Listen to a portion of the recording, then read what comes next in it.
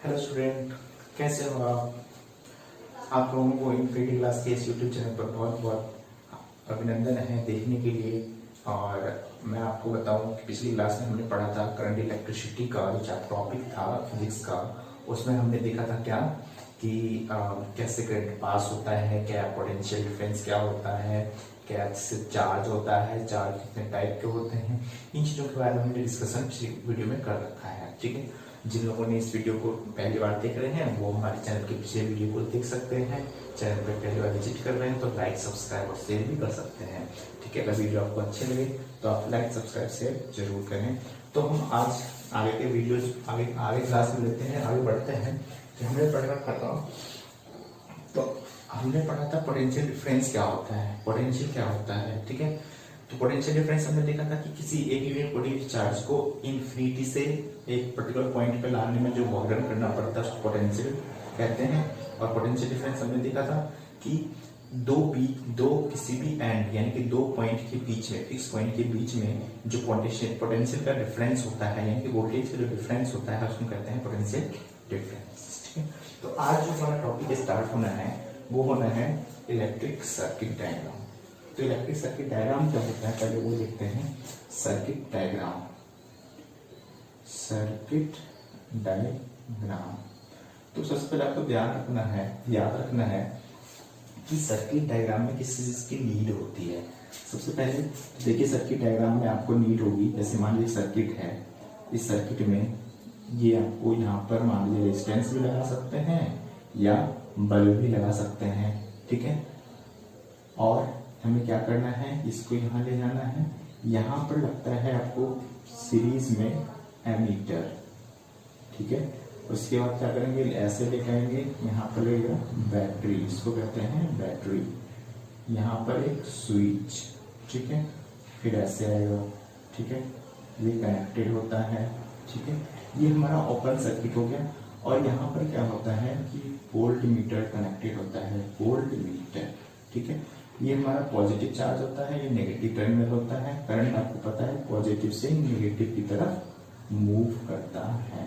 ठीक है, पॉजिटिव से नेगेटिव की तरफ मूव करता है। ठीक है, ये हमारा क्या हो गया, एक ओपन सर्किट डायग्राम। ठीक है, उसको कहते हैं ओपन सर्किट डायग्राम।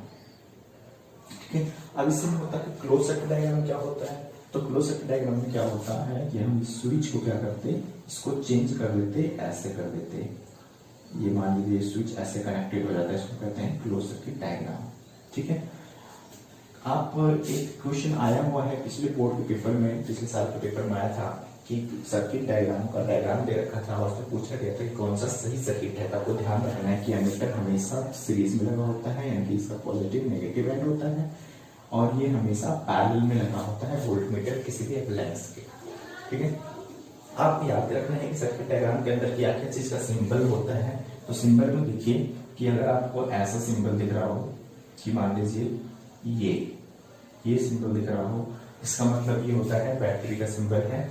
ठीक है, सेल है, यानी कि सेल है। अगर आपको ऐसा दिख रहा है ये तो ये क्या है, कॉम्बिनेशन ऑफ सेल है, ये कॉम्बिनेशन ऑफ बैटरी है, कॉम्बिनेशन ऑफ सेल। ठीक है, अगर आपको ये दिख रहा है ये, इसको कहते हैं रेसिस्टेंस, रेसिस्टेंस। ठीक है, और अगर आपको ये वाला सिंबल दिख जाए, ठीक है, ये वाला, इसको कहते हैं बल्ब। ठीक है, ठीक है, अगर आपको ये दिख जाए ऐसा एमीटर, ये हमारा लिखा होता है एमीटर, इसको कहते हैं एमीटर। ठीक है, अगर आपको ये बना हुआ हो गया, इसको कहते हैं वोल्टमीटर, वोल्टमीटर, मीटर। ठीक है, याद रखना वोल्टमीटर। और अगर आपको ये होता है, इसको कहते हैं ओपन स्विच, ओपन स्विच। ठीक है, अगर आपको ऐसा बना हुआ जाए, ठीक है, इसको ये आपको ऐसा लिखा हुआ जाए, ये होता है क्लोज स्विच, क्लोज स्विच। ठीक है, तो इस टाइप से आपको सिंबल्स को ध्यान रखना है कि कौन सा किसका सिंबल होता है। ठीक है, ये सिंबल्स होते हैं। ये तो हमारा सर्किट डायग्राम था, ठीक है। अब आगे बढ़ते हैं। नेक्स्ट टॉपिक जो हमारा होगा वो हमारा होता है ohms law. Ohm's law, Ohm's law. तो देखो ओम्स लॉ क्या होता है कि ओम्स एक साइंटिस्ट थे, उन्होंने देखा कि किसी भी क्लोज सर्किट के अंदर में जब उन्होंने वोल्टेज बढ़ाया, जैसे जैसे उन्होंने वोल्टेज बढ़ाया वैसे वैसे करंट भी वेरी करता चला गया। तो उन्होंने क्या देखा कि हम वोल्टेज जैसे बढ़ा रहे हैं करंट बढ़ रहा है, यानी कि वोल्टेज एक दूसरे का क्या है और करंट एक दूसरे का प्रोपोर्शनल है। यानी कि ओम्स लॉ के थ्रू हम कह सकते हैं कि according to Ohm's law, according to Ohm's law, Ohm's law voltage is proportional to voltage is proportional to current। ठीक है, वोल्टेज क्या होगा करंट के प्रोपोर्शनल होगा, या हम ये कह सकते हैं according to Ohm's law potential difference is directly proportional to current. ठीक है, यानी कि हम कह सकते हैं V is directly proportional to I, क्योंकि V क्या है वोल्टेज है, I क्या है करंट है, तो इसको हम कहते हैं वोल्टेज और इसको कहते हैं करंट। तो इसको ध्यान रखना है कि वोल्टेज और करंट एक दूसरे का प्रोपोर्शनल है। अब जब हम प्रोपोर्शनल हटाते हैं तो क्या करते हैं कि कोई एक कांस्टेंट वैल्यू ले लेते हैं, जैसे कांस्टेंट हमारा यहाँ पर क्या हो जाएगा R, तो V को क्या हो गया IR, और यहाँ पे R जो होता है उसको कहते हैं रेसिस्टेंस। ठीक है, ये रेसिस्टेंस क्या होता है इसके बारे में हम अभी आगे देखेंगे, पहले ये समझ लेते हैं V को क्या हो गया IR। ये हमारा ओम्स लॉ हो गया। ओम्स लॉ का ग्राफ आपको ध्यान रखना है कि ओम्स लॉ का हम ग्राफ कैसे बनाते हैं। ये मान लीजिए यहाँ पर क्या होगा, ये हमारा करंट है, ठीक है, यानी कि I है, और ये हमारा वोल्टेज है, वोल्टेज है यानी कि V है। ठीक है, तो इसका जो ग्राफ बनता है वो ऐसे बनेगा, लीनियर ग्राफ होता है। ठीक है, तो इसका ग्राफ कैसा होता है लीनियर ग्राफ। आपको याद रखना है कि ओम्स लॉ का ग्राफ क्या होता है लीनियर होता है। ठीक है, अब यहाँ से आप देखिए कभी तो क्वेश्चन बन सकता है V इक्वल्स टू क्या बन गया I। अब यहाँ से I निकालेंगे क्या हो जाएगा V अपॉन R, यानी किसी भी ऑब्जेक्ट के अंदर जितना वोल्टेज होगा जितना रेजिस्टेंस की वैल्यू होगी हम करंट निकाल सकते हैं। अगर मुझे R निकालना होगा क्या हो जाएगा V अपॉन R। ठीक है, तो इस हिसाब से हम क्या कर सकते हैं फॉर्मूले बेस्ड क्वेश्चन बना सकते हैं, निरंतर सॉल्व कर सकते हैं। तो जो हमने अभी देखा है ये रेजिस्टेंस क्या होता है इसके बारे में जानते हैं कि रेजिस्टेंस होता क्या है। तो देखिए नेक्स्ट टॉपिक जो हमारा होगा वो है रेजिस्टेंस। इसी ओम्स लॉ पे बेस्ड है, इसको कहते हैं रेजिस्टेंस। रेजिस्टेंस, ठीक है, रेजिस्टेंस क्या होता है इसको हम किससे डिनोट करते हैं R से, और इसका सिंबल क्या होता है वो भी याद रखना है आपको।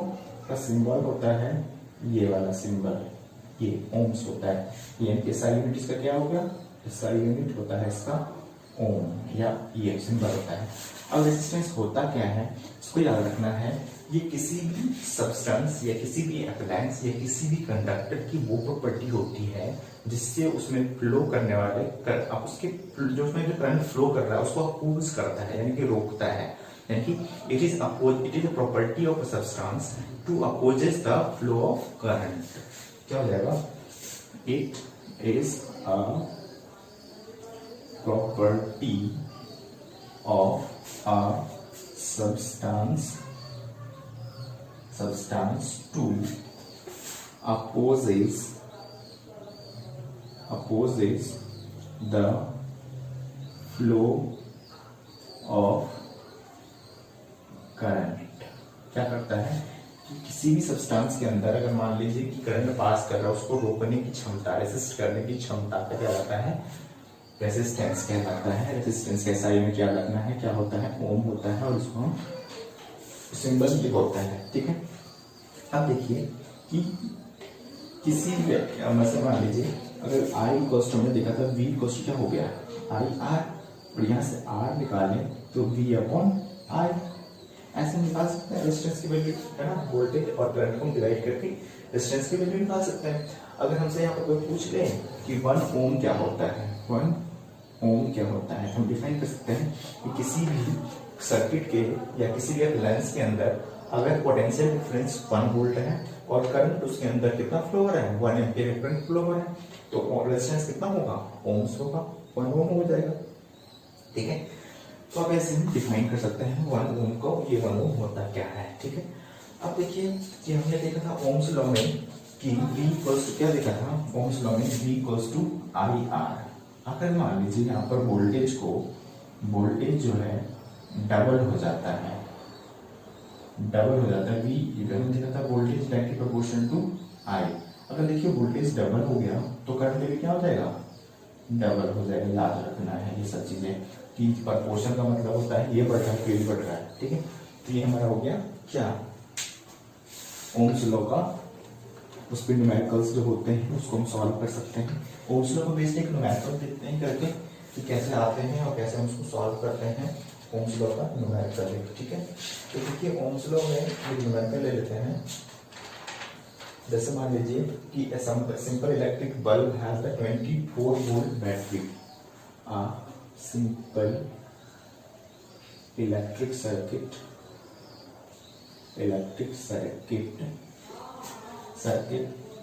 has 24 volt battery and resistance of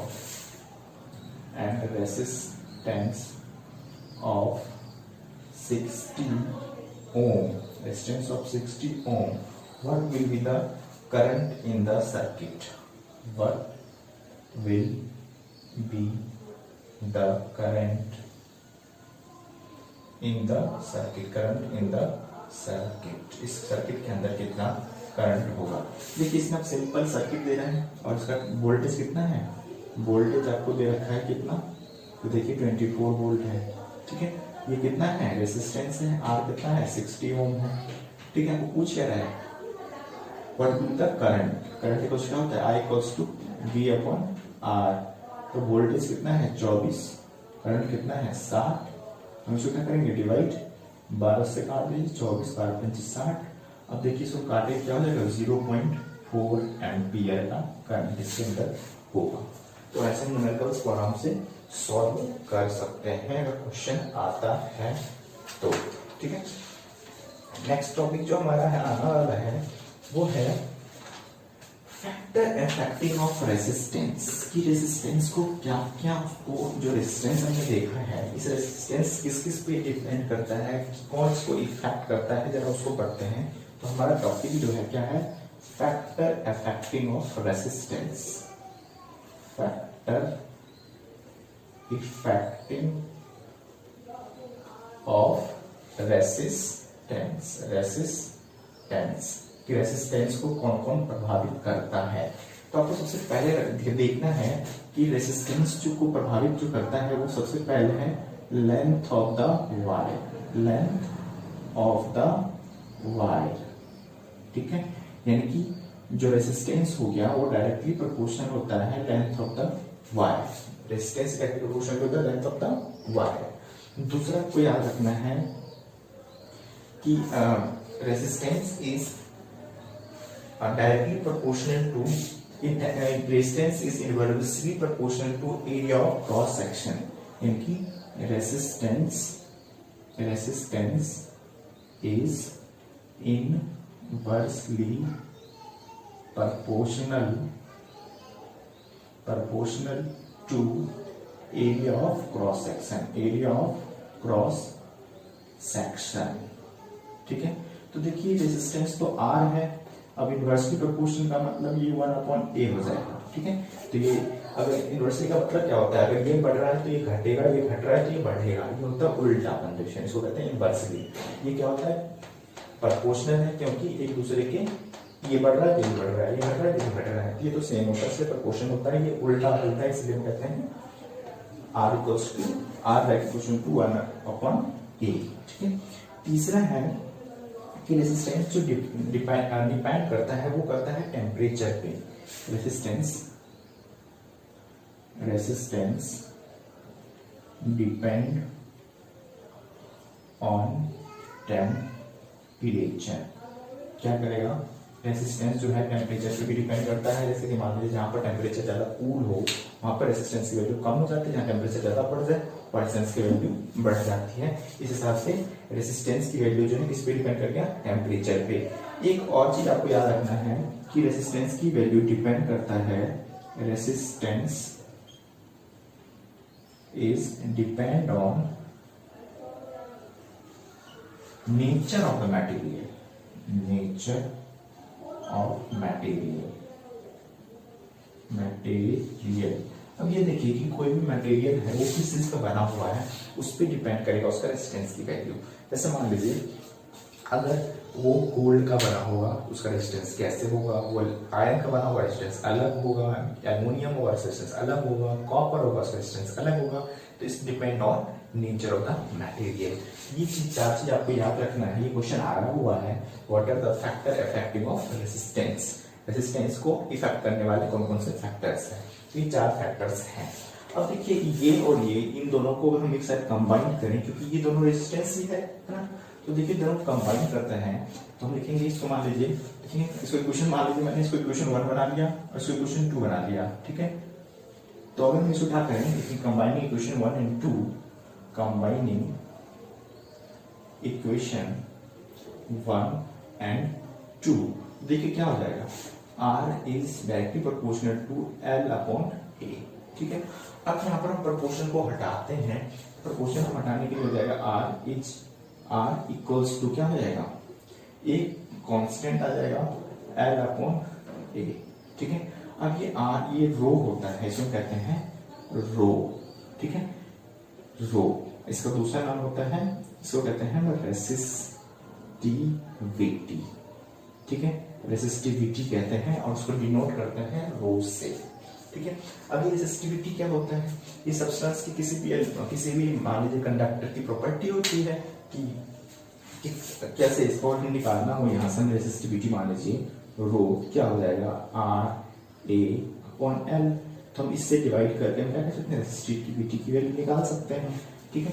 तो ये आपको याद रखना है। और जो बेस्ट न्यूमेरिकल होते हैं, अगर मान लीजिए किसी मान लीजिए मेटल है, उस मेटल या कोई भी हमारे पास कंडक्टर है, उसकी वायर का लेंथ मैंने पहले बढ़ा दिया तो उसके रेजिस्टेंस पे क्या इफेक्ट पड़ेगा, हमने उसकी एरिया ऑफ सेक्शन को पतला कर दिया उसके रेजिस्टेंस पे क्या इफेक्ट पड़ेगा। तो इस पे हम जानते हैं, इसको सॉल्व करके देखते हैं कैसे कैसे इस पे इफेक्ट करता है। आपको ये चीज पहले याद रखना है, ठीक है। अब इससे आगे बढ़ते हैं कि कैसे कैसे एक दूसरे पे डिपेंड करता है, ठीक है। आगे करते हैं। तो हम देख रहे थे कि रेसिस्टिविटी किस चीज पे डिपेंड करता है, तो हमने ये देख लिया, ठीक है। अब हम देखते हैं इस पे कुछ न्यूमेरिकल्स। एक और आपको याद रखना है, इसमें क्या याद रखना है कि SI unit of resistivity is ohm metre. Ohm metre यानी कि आप कह सकते हो ओम मीटर इसका SI यूनिट होता है। और ये देखिए किस पे डिपेंड करेगा, रेजिस्टेंस जो है, रेसिस्टिविटी जो है, ठीक है, रेसिस्टिविटी कैसा यूनिट है, ठीक है। अब देखो रेसिस्टिविटी किस पे डिपेंड कर गया, रेसिस्टिविटी एरिया पे डिपेंड कर गया, करता है, अगर ये बढ़ रहा है ये बढ़ रहा है, घट रहा है घट रहा है, उस पर डिपेंड ही नहीं किया। लेंथ पे डिपेंड करता है कि लेंथ अगर उसको बढ़ाते घटाते तो कैसे इफेक्ट करता है। देखते हैं जरा कैसे इस पे इफेक्ट डालता है। अगर मैं किसी वायर के लेंथ को उसको डबल कर देता हूँ तो क्या होता है, मान लीजिए कोई वायर था स्टार्टिंग में देखना, स्टार्टिंग में कोई वायर था ये, ठीक है, ये एक वायर है मान लीजिए, ठीक है, ये वायर है, इसका एरिया फॉर सेक्शन A है, ठीक है, लेंथ जो है यहां से यहां तक मान लिया L है, ठीक है। उसके बाद हमने क्या करा, इसको स्ट्रेच कर दिया या फोल्ड करके डबल कर दिया, मान लीजिए इसको मैंने फोल्ड करके डबल कर दिया। आफ्टर फोल्डिंग इसको हमने फोल्ड करके डबल कर दिया, क्या हो गया कि ये आधा हो जाएगा फोल्ड होने के बाद, ये ऐसा हो जाएगा, मान लीजिए ऐसा हो जाएगा, फोल्ड करने पर आधा बन गया, लेकिन इसका एरिया क्रॉस सेक्शन बढ़ जाएगा क्योंकि मुड़ के डबल हो गया। तो देखिए लेंथ कितना हो गया, यहाँ से यहाँ तक का लेंथ आधा हो गया, यानी कि L/2 हो गया। एरिया क्रॉस सेक्शन क्या हो जाएगा, पहले A था तो ये 2A हो जाएगा, यानी कि डबल हो गया एरिया। ठीक है, अब देखिए कि इसमें अगर मैं अकॉर्डिंग टू फैक्टरिंग ऑपरेशंस का रिलेशन देखें, हमारे पास क्या था, R equals to row L/A ये था। ठीक है, इसको बना लेते हैं, मान लीजिए मैंने इक्वेशन फर्स्ट बना लिया। ठीक है, after folding length is half. ठीक है, क्या हो गया, L/2 area of cross section is area of cross section is कितना हो गया 2A। अब यहां से हम नया रेजिस्टेंस निकालें, R इक्वल्स टू क्या हो जाएगा, रो तो वही रहेगा क्योंकि तो रिटर्न करता था। ठीक है, अब देखिए रेजिस्टेंस RO तो रो ही है, अब लेंथ कितना हो गया, एरिया ऑफ L/A है, लेंथ कितना हो गया L/2 हो गया, डिवाइड बाय। ठीक है, एरिया ऑफ क्रॉस सेक्शन यहाँ A था, यहाँ पे एरिया ऑफ क्रॉस सेक्शन क्या हो गया 2A हो गया। ठीक है, अब देखिए इसको हम सॉल्व करके थोड़ा इजी कर लें, R1 इक्वल टू क्या हो जाएगा, रो L अपॉन में 2 डिवाइड बाय 2A। ठीक है, अब मैं इसको ऐसे भी सकता हूँ, R1 equals to row L/2, ये पलट जाएगा तो 1/2A, इसको हम लिख सकते हैं रो L/4A, इक्वेशन फर्स्ट व सेकंड। ठीक है, अब देखिए क्वेश्चन 1 और इक्वेशन 1 है, ये पहले था ये बाद में है। अब देखेंगे दोनों को कंपेयरिंग, सॉरी डिवाइडिंग रिलेशन, अब जब हम किसी को कंपेयरिंग करते हैं तो क्या करते हैं, दोनों को डिवाइड करते हैं। तो लिखेंगे डिवाइडिंग इक्वेशन 1/2।